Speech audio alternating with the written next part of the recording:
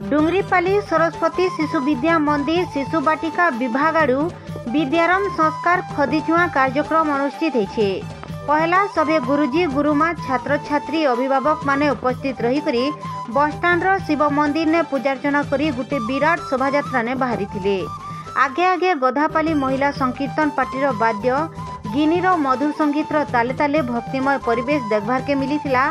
प्राय 2 किलोमीटर पदयात्रा पर शिशु मंदिर ने पहुंचला परे प्रधानाचार्य विभूतिभूषण पंडा शिशु बटिका प्रमुख नारायण बारिक सभे छात्र छात्री मान को स्वागत करी गेट सामने समस्त गोड़ धोई करी स्वागत करथिले। शेष के अभिभावक और गुरुजी गुरुमा मानकर गुटे बैठक अनुष्ठित होतिला। इथिरे छात्र छात्री मानकर बौद्धिक विकास केंता हे पारबा से उपरे आलोचना होतिला। ब्यूरो रिपोर्ट बिगुल टीवी।